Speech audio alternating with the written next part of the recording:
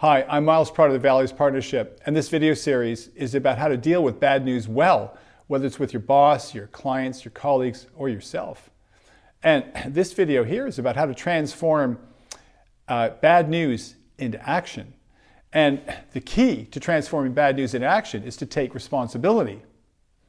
Now, three things get in the way of our taking responsibility. And number one, it's blaming ourselves. So there's guilt, shame, fault, burden, and some people even feel better. They feel like they're actually taking responsibility when they go, oh, it was my fault that we didn't make the numbers, or I'm to blame. And they really beat themselves up. But, that's just kind of tiresome. It just kind of irritates people, really. The second way that we avoid taking responsibility is by blaming others. So blaming the boss, the market, the regulators, clients, IT, supply chain. Again, that just doesn't get you anywhere. It's boring. There's no action. The third way that we avoid responsibility is when we start, getting weaselly, and we start saying, well, that bit wasn't really in my job description, so I can't really be held responsible for that part of the business, and that's why we didn't make our target. And the whole thing is that all of these three things that we all do, I do them, we all do them, they stop us from being in effective action. So what is being responsible, right?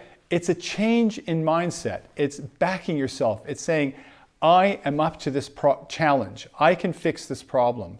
I don't know how. I may fail, okay? But what I'm saying is that things are different now. I own this problem, all right? It's not about fault or blame or shame or guilt. It's just saying, I own this problem. And it's amazing the shift that happens, because blame, shame, guilt, it's all past looking. You're just picking over the bones and fighting and arguing over who was to blame. But being responsible is forward looking, because it's all about action. And you get really creative, you get filled with energy. And the reason is that you stop resisting the problem. You've embraced the problem. So there's no more fighting, there's no more resistance. And the amazing thing is you start reaching out for partnerships. And imagine how your boss would feel if he or she thought you were being a partner in solving the problem. And I know that's not how all of us approach the boss with bad news. Now, one of my clients, he was kind of resisting this, and he was feeling pretty bad about some bad numbers and telling his boss about them. But we had this conversation, and he just so took responsibility, and he and his team were just all over it. And they're going back to talk to clients, and they're just kind of scraping the earth to figure out what can they do to solve the problem, and making plans and creating new games.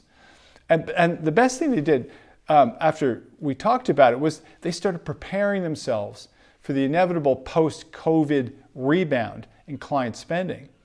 And talking to him, it was just like night and day. So I hope this has been helpful.